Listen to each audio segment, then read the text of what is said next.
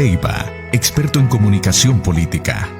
Con doble nacionalidad, hondureña y estadounidense. Formado en Estados Unidos con un doctorado en marketing, con especialidad en oratoria política, así como una maestría en administración y gerencia. Es acreditado para la enseñanza y escritura del método de casos de la Universidad de Harvard. Posee un posgrado en gerencia social del Gobierno de Inglaterra y el Banco Interamericano de Desarrollo BID.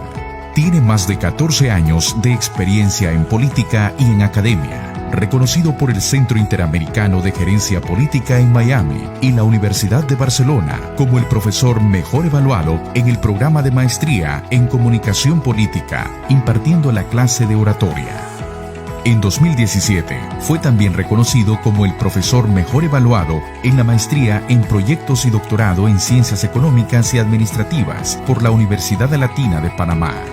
Ha sido evaluador de trabajos de investigación en mercadeo de la Universidad de las Américas en Puebla, México, la Universidad de Pensilvania, y fue profesor de la Pontificia de Salamanca en la maestría en imagen y consultoría política.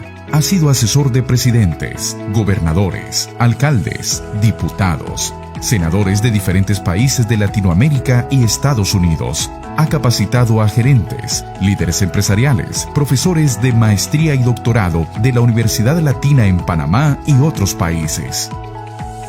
La oratoria es uno de los aspectos más importantes en la política, pero no solo en la política, en todos los ámbitos de nuestra vida. Nosotros, a través de la combinación de palabras con gesticulaciones faciales y movimientos corporales, podemos comunicar, podemos también conectar con la audiencia, pero sobre todo, convencer y cautivar. Su experiencia en oratoria se constituye en una ventaja competitiva que hoy está a su disposición.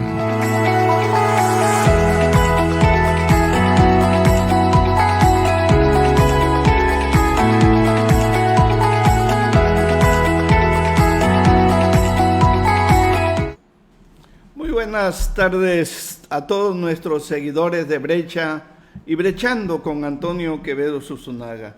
La verdad que nos da muchísimo gusto estar aquí lunes, miércoles y viernes, 6:30, 7 de la noche. Pero más gusto nos da el día de hoy tener a un experto internacional, a un destacado maestro en oratoria, en marketing político, destacado académico de las universidades norteamericanas, de Inglaterra. Se ha desempeñado como maestro de la Universidad de las Américas en Puebla, consultor de la Universidad Pontificia de Salamanca. Ha entrenado políticos en oratoria. Es un experto que conoce toda América Latina. Ha estado en México y, para que ustedes sepan, ha estado en Culiacán. Bienvenido, Billy Leiva, bienvenido. Muchas gracias. Con todo gusto estoy acá para poder compartir en este tiempo, en estos 30 minutos, parte de las experiencias, anécdotas y poder también contestar tus preguntas. Un honor que me tengas en tu programa. La verdad que me da muchísimo gusto. También bienvenidos y gracias a todos los que nos dan seguimiento en Yucatán, en Puebla, en Veracruz, en la Ciudad de México, en la zona de Ecatepec y fundamentalmente aquí en la zona de Sinaloa. Pues nos da muchísimo gusto y bueno, es un honor para nosotros, es una gran deferencia que hayas aceptado esta invitación, Billy. Y bueno, pues es muy oportuna tu aceptación, porque de alguna manera nosotros ya estamos en un proceso electoral aquí en México, 2020-2021, el más grande de toda la historia que hemos tenido y el más complicado, porque se van a renovar 15 gubernaturas y alrededor de 21,000 cargos de elección popular. Y bueno, pues qué bueno que en este momento pues nos puedas orientar sobre estos esquemas y no me queda duda de que muchos de los que van a participar en política nos están escuchando, nos están dando seguimiento. La oratoria, ¿qué importancia tiene la oratoria, Billy? Bueno, la oratoria es uno de los aspectos quizás más relevantes en la política, porque la oratoria es el arte de hablar. Y muchas veces los políticos creen que lo saben todo, pero este arte, que es la oratoria, se ha ido especializando cada día más y se ha fortalecido científicamente. Es una cosa importantísima, porque si tú te fijas y analizas las estadísticas, escucha bien estas estadísticas. El 66% de lo que la gente recuerda en un mitin político, ¿sabes qué es? Lo visual. Qué bonito arreglaron el escenario, qué bonitas las luces, qué excelente el ambiente, o todo lo contrario, qué incómodo, qué feo, qué sucio. 66%. 28% el lenguaje corporal del candidato, del que habla. Y únicamente, oye bien, únicamente 6% de lo que recuerda de un mitin político es el mensaje. Y ese mensaje no lo van a recordar si ese componente de ese mensaje no lleva el toque emocional, porque somos seres emocionales. 75 a 90% de nuestra actividad cerebral está basada en emoción. Por eso vemos que en diferentes elecciones puede más, oye bien, puede más el sentimiento de la población hacia un candidato que las mismas propuestas de ese candidato. El hartazgo que tiene la gente con los políticos, con la corrupción, hace que voten por alguien que realmente ni siquiera analizaron cuáles eran sus propuestas. Ese es uno de los grandes problemas que tenemos en Latinoamérica y en general, no solo en Latinoamérica. Ahora, la capacidad del político de manejar científicamente la oratoria le da una ventaja competitiva. Eso es de aquí. Entonces, entre más conozcan de este tema y sepan cómo utilizarlo, mayores probabilidades tiene de ganar. Eso no significa que no deben tener propuestas. Hay su momento para las propuestas y hay su momento para el discurso político. Todas esas cosas se tienen que identificar para poderlo hacer de una manera trascendental, no solo para el político mismo, sino para el pueblo, para que el pueblo tome una decisión que vaya acorde a las necesidades del país y al mismo tiempo acorde a sus sentimientos y emociones, porque el voto sigue siendo emocional. Sí, mire, qué importante esto que comentas, porque hay en México, y no sé, seguramente en todas partes del mundo, hay un rechazo a esos discursos. De por sí, tú me estás diciendo que el 6% es lo que recuerdan, y más si se trata de un discurso demagógico o vacío, ¿no? Si ese discurso no está elaborado científicamente y no se interpreta como se interpreta una canción, porque esa es la otra cosa. ¿Cómo se interpreta una canción? Un cantante agarra la letra, escucha la música y uno de compositor le dice, mira, tienes que matizar la voz. ¿Qué significa matizar? Dramatizar con tu voz lo que dicen esas palabras, que tenga el sentimiento y la emoción. Entonces es una parte de la técnica de la oratoria. Tenemos que interpretar ese mensaje, pero ese mensaje tiene que estar construido científicamente para que penetre la memoria retentiva del que lo escucha. Y de esa manera, eso queda penetrado ahí y la decisión del voto pues se manifiesta en las urnas. Entonces, si el candidato no conoce mínimamente esos aspectos científicos del discurso y de cómo ejecutar ese discurso, básicamente está en nada. Sí, a esto, Billy, pues aquí en México le agregaríamos que dentro de esos discursos vacíos y demagógicos está la falta de contenido o la falta de propuestas. Ahorita estamos observando que en las campañas políticas no hay propuestas. Sí, es que ahí es donde entra la elaboración de la parte científica y las técnicas de oratoria. Mira lo que me pasó a mí. ¿Por qué yo decidí estudiar la oratoria? Y cuando yo llegué frente a la terna en la universidad para presentar mi tema de tesis, y les dije que mi tesis de mi PhD, que en Estados Unidos es un grado PhD, me imagino que tú ya lo sabes, es un trabajo de investigación que genere conocimiento. No es como un doctorado normal en el que tú aplicas un proyecto a una empresa o aplicas un proyecto a una situación específica y eso representa tu tesis y te gradúas. En un PhD tú tienes que generar conocimiento, algo que no existía. Entonces, cuando yo dije mi tema, los de la terna se quedaron viendo entre ellos y se sonrieron y me preguntaron, ¿qué de nuevo nos vas a entregar en ese tema? Tú estás consciente que tienes que generar conocimiento científico sobre ese tema. Yo les dije, pues claro, por eso estoy acá. Entonces les dije, voy a hacer un estudio científico en 3 áreas de oratoria que le cambian la vida a las personas. Y me preguntaron, ¿cuáles son esas 3 áreas?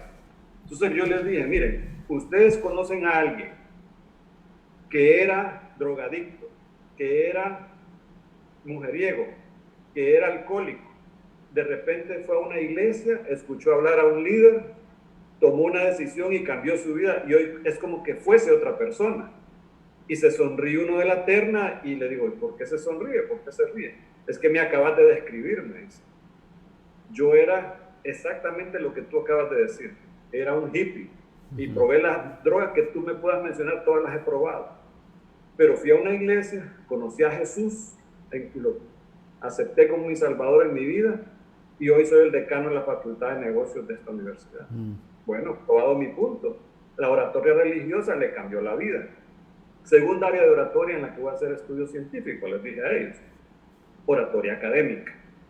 Porque la academia le cambia la vida a las personas. Y para ponerles un ejemplo, ¿quién de ustedes conoce a alguien que era pobre, luchador, que viene de abajo, del pueblo?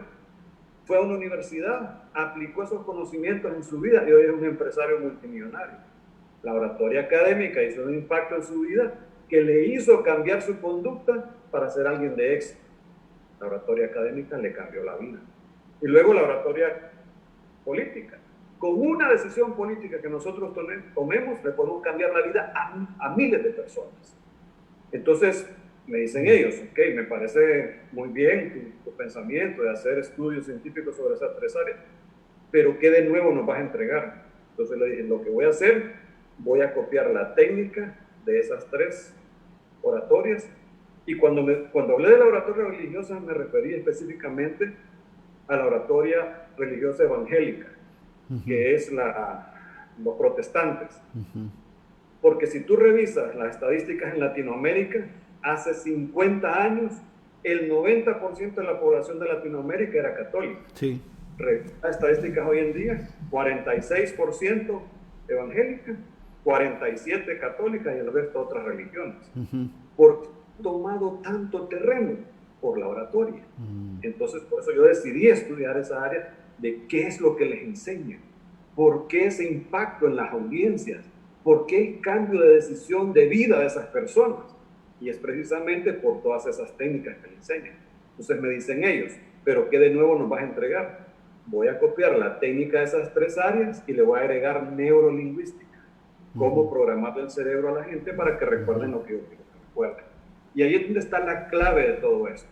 Y eso lo podemos evidenciar en mi trabajo de investigación. Yo lo presenté al equipo de Barack Obama para que lo aplicaran en el proceso de formación de Barack Obama.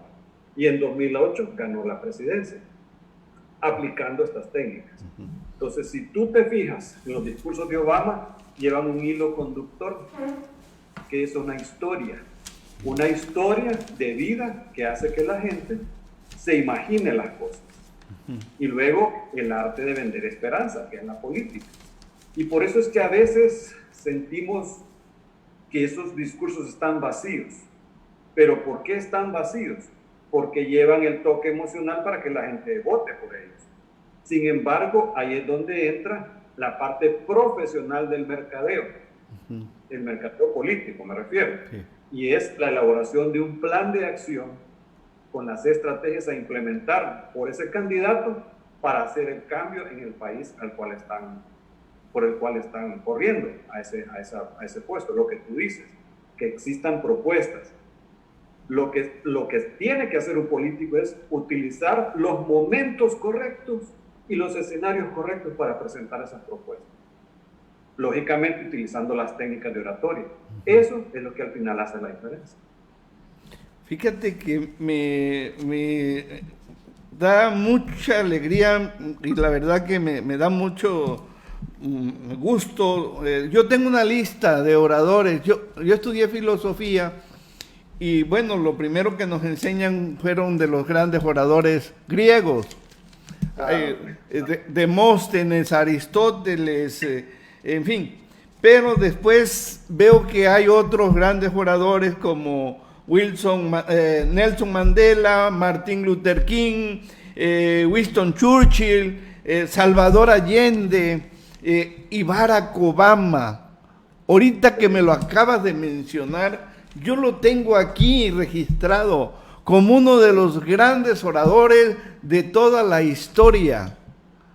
Sí, la capacidad innata que tiene Obama para expresarse es fabulosa. Sin embargo, él tenía algunos problemas, tuvo que corregirlos. ¿Cuáles eran esos problemas? Era la utilización en el uso de las manos. Hay una técnica que se llama el ritmo en el uso de las manos. Él, por ser zurdo, utilizaba mucho la mano izquierda, entonces se miraba muy monótono los movimientos. Tuvo que aprender el ritmo en el uso de las manos, que significa usar el énfasis con la derecha, luego la izquierda y luego las dos al centro. Ese es el ritmo en el uso de las manos. Uno puede alternar, usar el centro, usar la izquierda, usar la derecha. Y luego los movimientos corporales, las empinaciones, por ejemplo, para darle relevancia a algo que se está diciendo. Entonces esas técnicas él las tuvo que aprender. Sin embargo, hay algo innato en él, que es su capacidad y sobre todo su voz. En política, entre más grave la voz, mayor confianza transmite al público. Entonces, si hacemos el análisis de las voces en los hombres, hay 3 tipos de voces, que es el bajo, el barítono y el tenor, y luego está el tenor alto. Entonces, Obama es bajo, la mayoría de los hombres somos barítonos, y algunos son tenores, pero esos son los cantantes que alcanzan notas súper altas, como los cantantes famosos que tenemos en México. Entonces, en política, entre más grave la voz, entre más baja, mayor confianza transmite. El caso, por ejemplo, de la dama de hierro, Margaret Thatcher, en el Reino Unido, Inglaterra, tuvo que contratar un maestro de canto para que le ayudara a bajar la tesitura de la voz. La tesitura es el rango entre la nota más baja y la nota más alta que uno alcanza. Ella, por ser soprano, su voz de soprano, su voz era demasiado chillante, demasiado molesta, demasiado aguda. Entonces, como que cansaba un poco. Contrató a este maestro de canto para que su voz fuera más grave y así generar mayor confianza en el público. Son detalles que la mayoría de los políticos no los conocen. Fíjate que esto que comentas, sin duda, hay una gran sabiduría.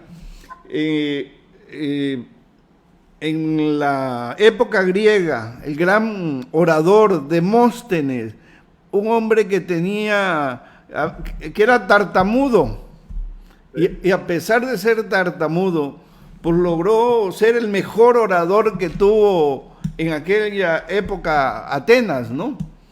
Así es. El otro caso es de ese tema del discurso del rey. Es una película extraordinaria, pero son seguramente retomados de hechos reales, ¿no? Claro, sí, y ahí mismo tú en esa película tú puedes ver algunos ejercicios que hoy en día se siguen practicando. Por ejemplo, ejercicios de dicción, con el lápiz entre los dientes diciendo el discurso. Eso lo que hace es que articula los nervios de la lengua y cuando ya tú te quitas el lápiz, hablas bastante claro, porque ya no tienes esa sensación de firmeza en la boca. Entonces, cuando lo quitas, se siente abierta y libre en la boca para hablar. Entonces, la dicción mejora. Y así como ese, hay muchos otros ejercicios. Ejercicios de respiración, ejercicios de diafragma. Por ejemplo, alguien que habla en público, un orador, hace los mismos ejercicios que un cantante, fíjate. ejercicios de vocalización, de dicción, de diafragma. ¿Para qué? Para aprender a hablar desde el diafragma. ¿Por qué cantantes pueden estar 2, 3, 4 horas cantando y no pierden la voz? ¿Por qué?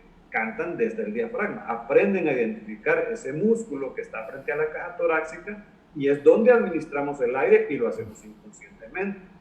Cuando ya nos volvemos conscientes y trabajamos ese músculo, que es como cualquier otro músculo, si tú le pones peso, ese va a ser más grande, igual que los bíceps, igual que los tríceps.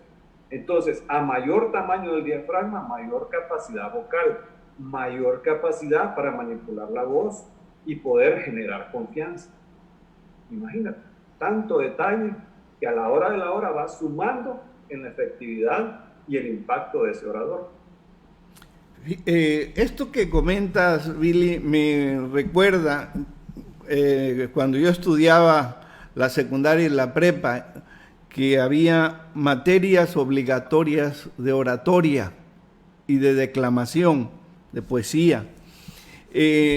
Ahorita que hablas esto del lápiz en la boca, los jarochos tenemos muchos problemas de dicción. Nos comemos las S, no pronunciamos la C y a veces tartamudeamos.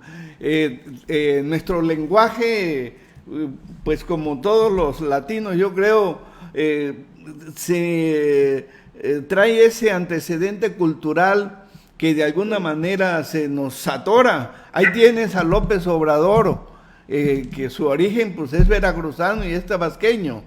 Y él dice, pues yo hablo despacito, no puedo hablar de recorrido, pero así como él, hay muchísimos en Veracruz, ¿no? Oye, sería muy bueno, esto, pido tu opinión, que las escuelas vuelvan a recuperar esas actividades de oratoria para los alumnos, para los niños. Sí, sería interesante que eso se pudiera implementar porque se va forjando también la capacidad de los estudiantes. Y mira, muchas cosas, una de las cosas que yo hago y que me diferencia de los demás que hacen este trabajo de oratoria, es cuando entreno a alguien, le hago un examen de personalidad y un examen de inteligencias múltiples. Los expertos en la conducta humana nos dicen que nosotros tenemos 9 inteligencias. Contrario a lo que yo pensaba cuando estaba pequeño en la escuela, que siempre había uno que me ganaba en matemáticas. Yo decía, este tipo siempre me gana, este es el más inteligente de la clase. Esa es una inteligencia, hay 8 más. Entonces, cuando yo les hago este examen, me da un diagnóstico de qué tipo de personalidad tiene. Eso me da luces de cómo reacciona ante las circunstancias. Y las inteligencias múltiples me dan la pauta de cómo aprende. Una vez que yo tengo ese insumo, entonces diseño la capacitación para acelerar el aprendizaje porque ya sé cómo aprende, ya sé qué personalidad tiene. Y por eso es que he tenido éxito. En mis estadísticas yo tengo 24 campañas políticas, que no son muchas, pero me dan experiencia en todos estos países. Y esas 24 campañas políticas tengo pues un 70% de éxito. O sea, de esos el 70% he ganado con ellos. Entonces eso me da una pauta también de que he tenido éxito porque ese insumo que me dan me permite diseñar la capacitación ad hoc de acuerdo a su capacidad y por eso es que aceleramos el aprendizaje en el tiempo. Oye, aquí en tu exposición me dices que has preparado a políticos mexicanos, incluso a presidentes de la República. ¿Qué les observas a ellos? Bueno, en México presidentes no. He estado con gobernadores, alcaldes, diputados, senadores, y en otros países sí, con presidentes. El caso de Honduras, por ejemplo, el caso de otros países de Sudamérica, candidatos presidenciales. Pero en el caso de México ha sido con gobernadores, no más para aclarar. Sí. Ahora, sí, ayer digo, cuando yo les hago el examen de personalidad e inteligencias, entonces yo lógicamente puedo detectar cómo aprende esa persona.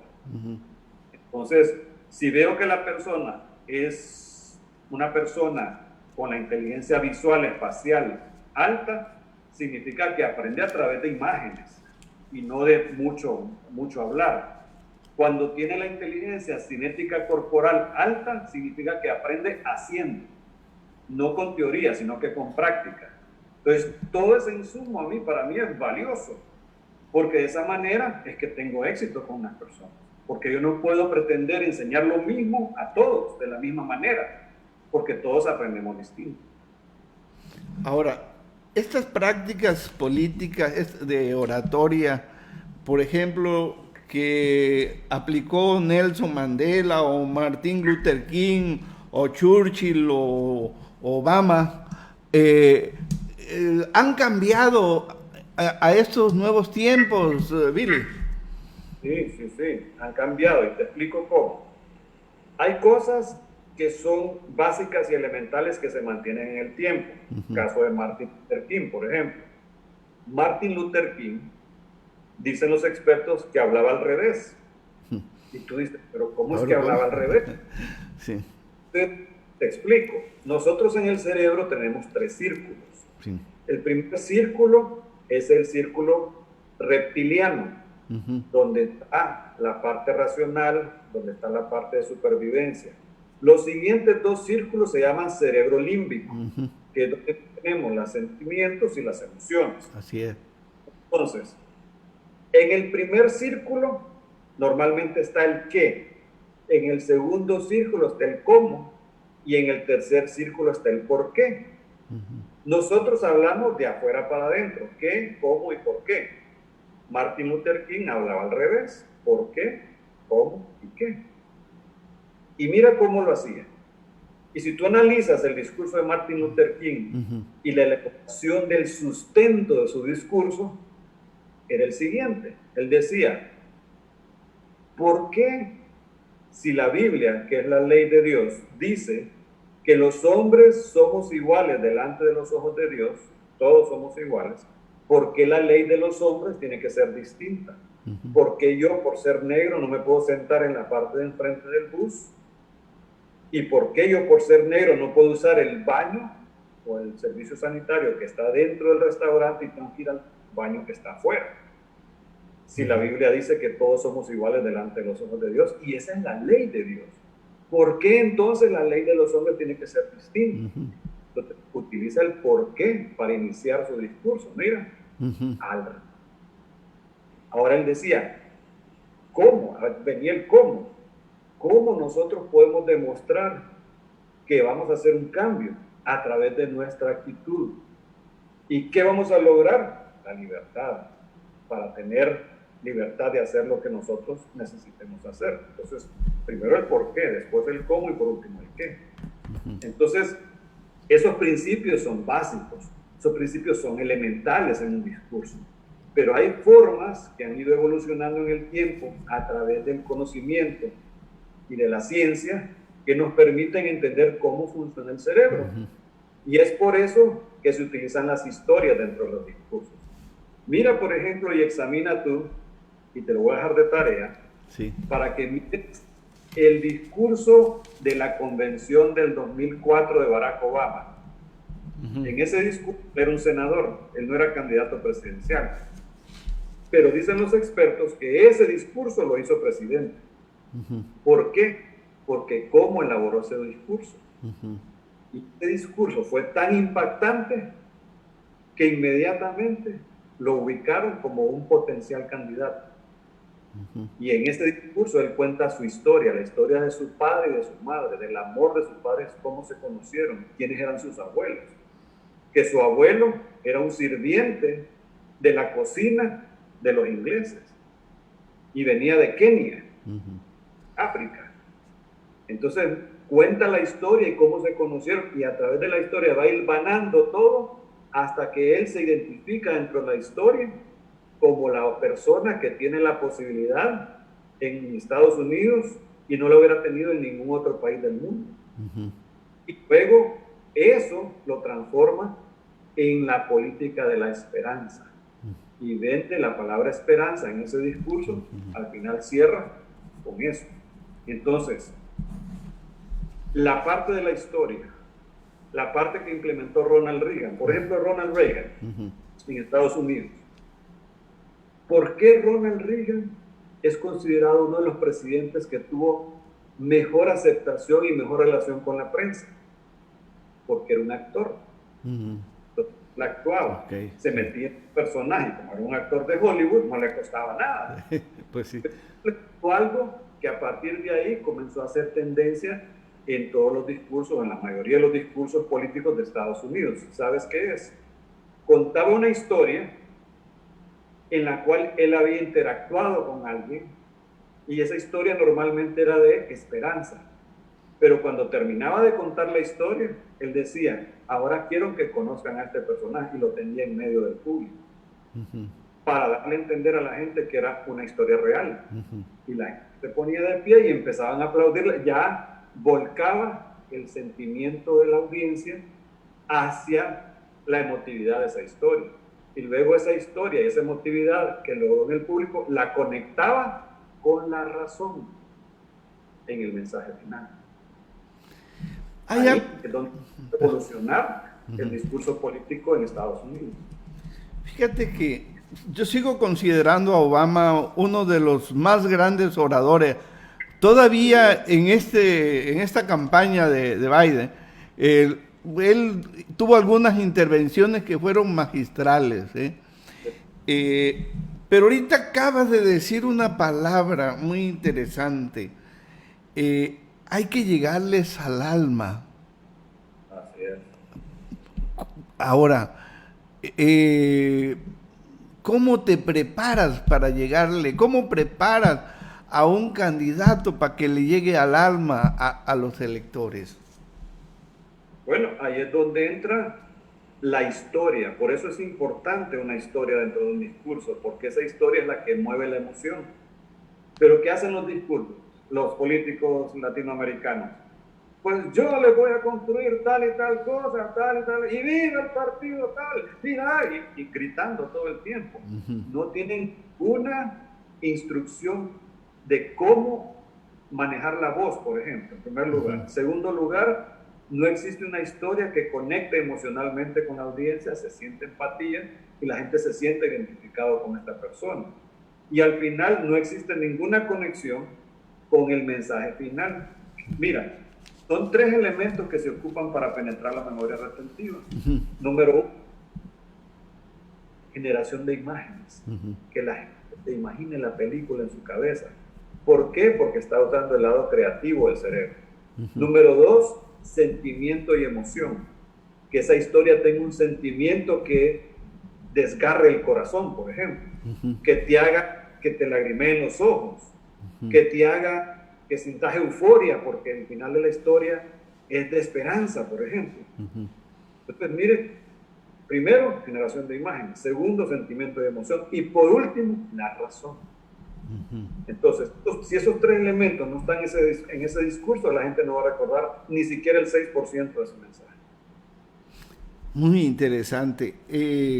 La verdad es que tú tienes mucha razón cuando dices, yo he cubierto muchas campañas políticas en el medio de comunicación donde he trabajado desde hace 40 años y la verdad es que llegas a los lugares, te salen con más contenido las redacciones de color, la nota de color que nosotros le llamamos, describiendo lo que está ocurriendo en el entorno a ese acto, que el discurso mismo del candidato, ¿no?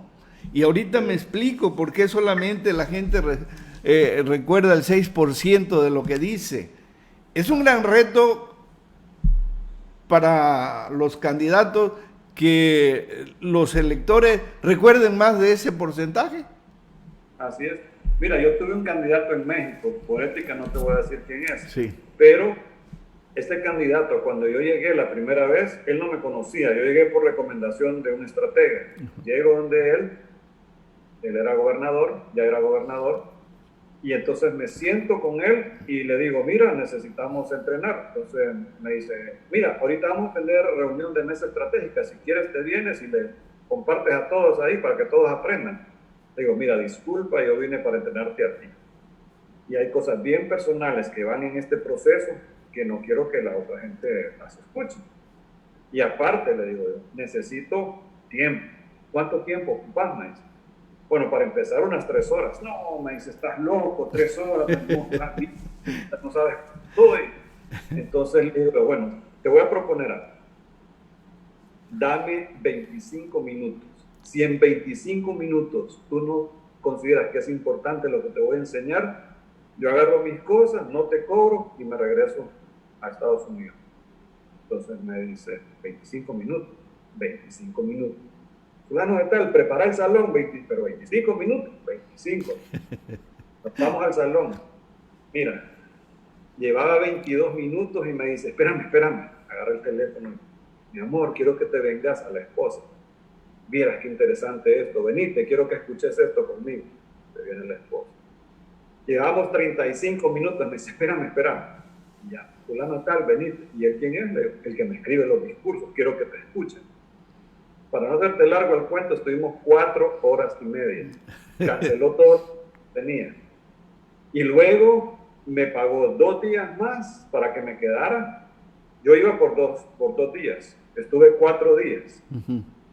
Luego, después de que él vio lo que él aplicó en su discurso y pudo medir la reacción del público, para el siguiente discurso me llegó con 7 días de anticipación. Me dio cuenta de la importancia de la oratoria. Claro. Y de ahí el éxito. Pues la oratoria a lo largo de la historia ha sido fundamental, ha sido extraordinaria. Pues Mahatma Gandhi, por ejemplo, pues una oratoria con tanta penetración y con tanta emoción. Ahorita estoy cayendo en cuenta. Pero también, por ejemplo, Hitler. Sí, él tenía cierto grado de poder de convencimiento, pero ahí es donde entra también el análisis de la cultura, fíjate, porque la cultura alemana es distinta a la cultura latina. Eso también tiene un efecto. Por ejemplo, cuando yo doy una conferencia o doy una clase en una universidad alemana, yo no puedo usar la técnica que se llama proxémica. Proxémica viene de la palabra proximidad, que es manejo del espacio físico. Okay. En un público latino yo me bajo del escenario, camino, tengo contacto visual cercano con el público y me regreso al escenario para poder mantener una variedad y dinamismo en la presentación o en la conferencia. Porque si yo me mantengo estático en el podio, se vuelve aburrido. Entonces, la proxémica es el manejo del espacio físico. Sin embargo, en Alemania no lo puedo hacer. ¿Por qué? Porque la cultura dice, o sea, se acepta culturalmente de que el profesor está allá arriba. Y yo no me puedo bajar a donde los estudiantes porque pierdo respeto. Por ejemplo, cuando yo les digo, tienen que leer, yo no les puedo decir, por favor lean del capítulo 1 al 5 para mañana. Tengo que usar la palabra, les ordeno que lean del capítulo 1 al capítulo 5. Culturalmente, eso es lo aceptado, que yo diga les ordeno. Entonces la cultura tiene mucho que ver. En el caso de la cultura alemana, el estilo de Hitler era aplicable a su cultura.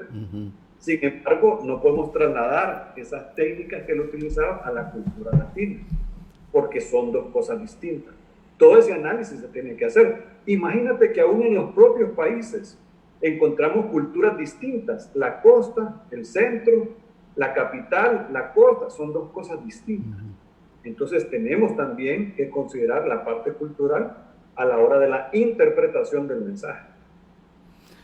El lenguaje corporal, acabas de mencionar que es muy importante.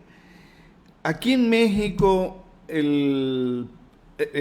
Vicente Fox Quesada era un hombre que manejaba las manos y tenía unas manos muy grandes, y al final le hicieron un estudio y resultó que sus manos jugaron un papel muy importante. Esto que acabas tú de decir del movimiento de la mano, yo no lo sabía.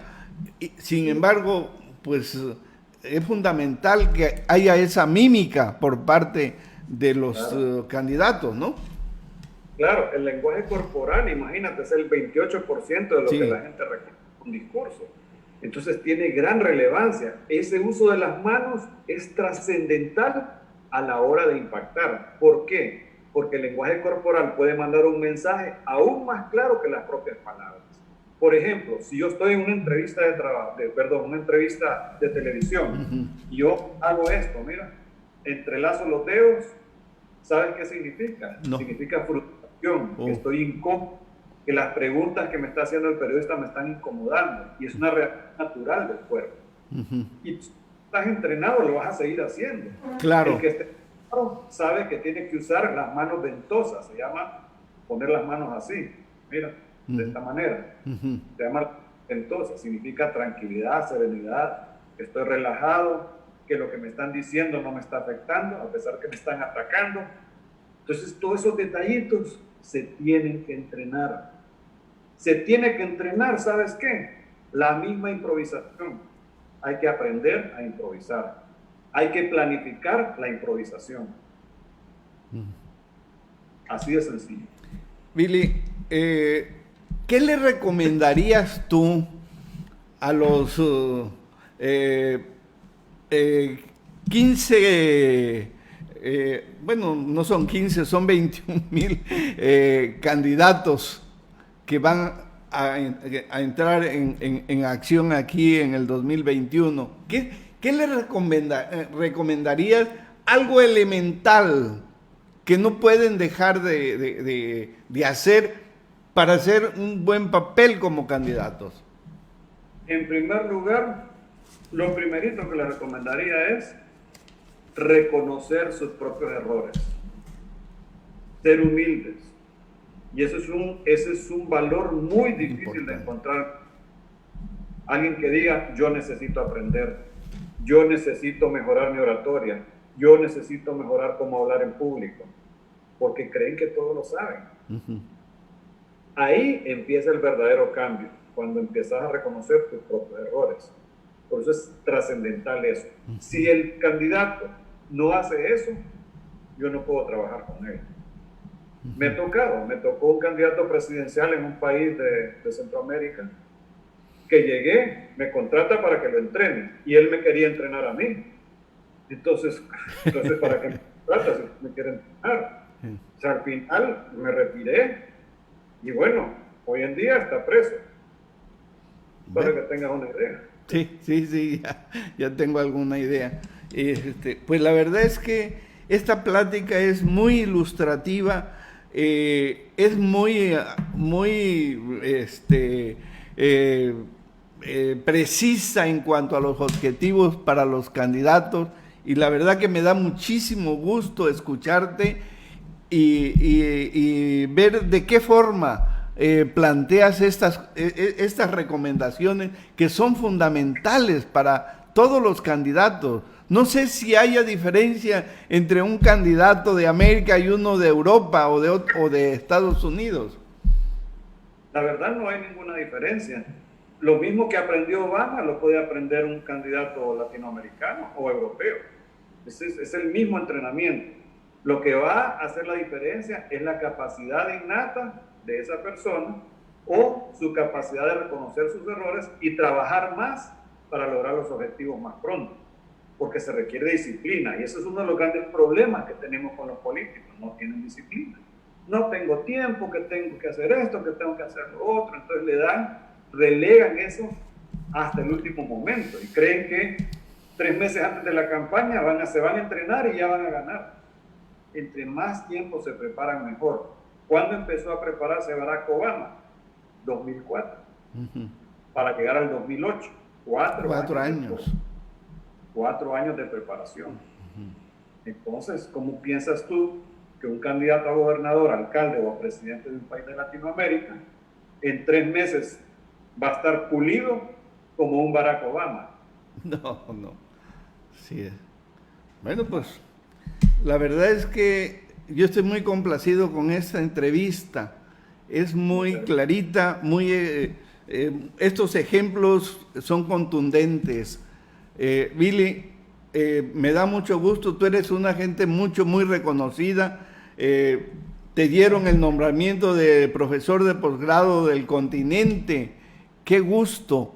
¿No? Sí, gracias, sí. Y te hicieron un reconocimiento en Estados Unidos por tus cátedras. Sí, bueno, mira, gracias, señor, sí. Y bueno, también con la Universidad Autónoma de Barcelona, hay un programa de maestría en Miami, y también me dieron el honor de ser vicepresidente del Centro Político de Miami, que eso es un gran honor para mí, y por méritos académicos, básicamente, y los logros de campaña. Entonces, gracias al Señor, pues se ha reconocido mi trabajo en estos países, y pues la gloria se la doy a Dios, porque Él es el que le da a uno la sabiduría. Pues Billy, yo estoy muy agradecido y me siento muy complacido de que hayas aceptado esta entrevista, y quisiera dejar la puerta abierta para que en medida que vayamos avanzando en el proceso electoral pudiéramos sostener alguna otra plática relacionada con estos temas. Con mucho gusto, a la orden. Para mí ha sido un honor estar contigo, compartir este tiempo, y pues mandarles un abrazo a todos mis amigos mexicanos. Admiro mucho la cultura mexicana, me encanta México, adoro México, y pues un abrazo para todos. Pues aquí te manda un abrazo también Jorge Sandoval y algunos otros mexicanos que te están dando seguimiento, Muchas gracias, un abrazo también para Jorge. Bueno, pues muchas gracias, Billy, muchas gracias, muy generoso, y yo no te digo adiós, sino hasta pronto. Perfecto, a la orden, cuando tú necesites, estoy a la orden. Gracias, Billy.